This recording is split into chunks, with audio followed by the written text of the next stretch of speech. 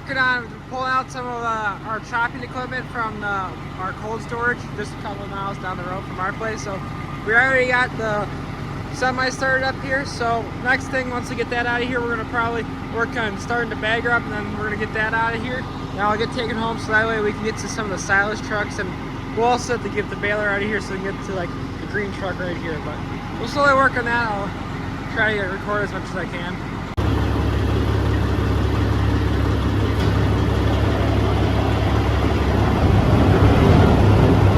There we go, 3 for 3. So now I'm taking our Puma over back over there, and Dad's taking the mower tractor, and as the name insinuates, we're gonna put the mowers on that one, and we're gonna bring this, we're gonna hook the baler up to this and get this out of here, because that's the next thing that has to get out of there before we can really move a whole lot of other stuff. Dad's gonna work on pulling the semi forward here. What I'm working on is we disconnect all the batteries and everything before we leave them. So we're just gonna, I'm gonna work on disconnecting the batteries back up here, and then we can get this, let's see if this truck will start.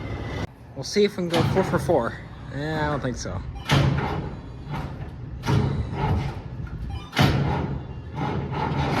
Oh, maybe. What do I know? Just working on finishing up hooking back mower here, and then that's there too. So another 5 for 5 with stuff starting without putting a battery charger on it. So may have just come along for decoration, the battery charger over there.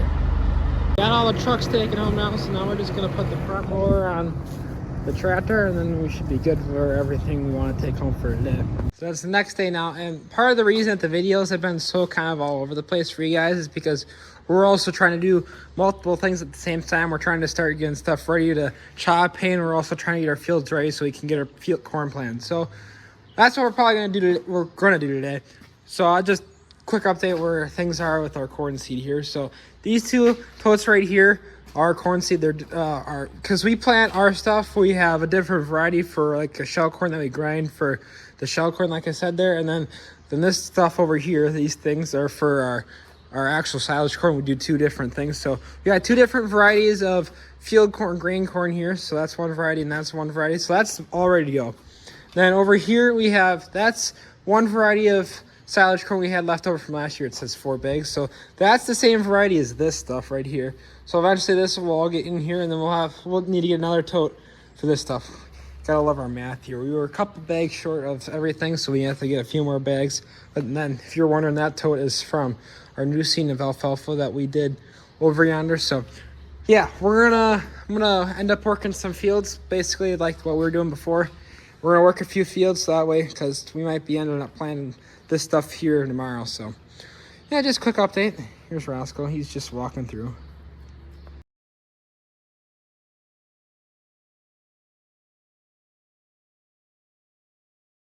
Our calf barn right now. What we're doing is working on trying to take some of this plywood off the side of the wall.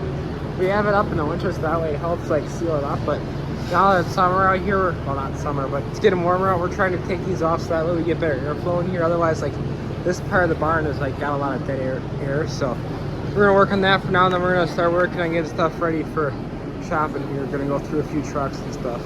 We got the head pulled out now and got it all greased up, so we're gonna hook the chopper up to it, and this will be pretty much ready to go for chopping. We got the first truck in here. I'm working on changing oil. Dan and Duke are working on greasing the drive line down there. And my friend Alex is back out. He's working on doing the air filter, which on the max here is right here. So we're gonna try to get all the trucks done hopefully today, so that way eventually all we have to really do is the merger and then the hay bind, which those are a little bit of a process themselves. Putting the air filter back in this thing, and then we're gonna worry about, I'm currently draining the oil filter right now so we can unhook that. Got this opened up here, so we're gonna run it a little bit because there's a grease zert back here. So we're gonna run a little bit so that way the grease zert's like up front here, so it's easier to work with. And Alex right now are just jacking up the back end of this truck so that way you can get underneath there and grease everything over there. And then I'm trying to work on right now is taking a oil filter off, which it's kind of a pain because it's right there, and there's like the only way to actually get to it with their little loosener is right here. I don't have a lot of space to work with, so it's a fun experience trying to do stuff like this, but it's the hard thing in life. Can't just sit in the truck the whole time and run it. Got the triple mower out here now, so I got my mat. So what I'm working on today is just working on sharpening the knives here, so we'll get underneath here quick. So this is basically what we're doing. We're taking the grinder here and we're just sharpening up this little edge right here. So that's what I'm doing on the decent ones. Let's see if I give an example of a bad one. Replaced a lot of the knives right at the end of last year, so there shouldn't hopefully be tons of bad ones, but if I find one, maybe I'll show you guys. But basically, the bad ones will replace or flip because they're double-sided, so you can once you can run this side, and once it gets really bad, then you can flip it over and you can run this other side here. So we're working on today. So figured I'll let you know. This is a knife that I'd say is like something that would get replaced. It's sitting in there just as it is now. So this was obviously real chipped up here. So that, you know, if it was like maybe the last cropper doing, maybe try to just flip it home, but it's not gonna happen. And this set is already used up, so we're gonna go in our little bin here. They hide it away really nice. If you don't really know what's going on here, you wouldn't even know that this is a box. But we got our knives in here, so we'll replace this one and then we'll keep going. I'm switching to the other side now here, and the reason you want to sharpen the knives on the triple mower here, or like anything time you're using a mower, is that way the stuff cuts nicer. If you have really dull knives, then stuff doesn't cut as well and you have to go slower, because that's like the thing that you need to do. Like if you're going really slow, it feels like you're kind of being pointless. So I did that side just now here.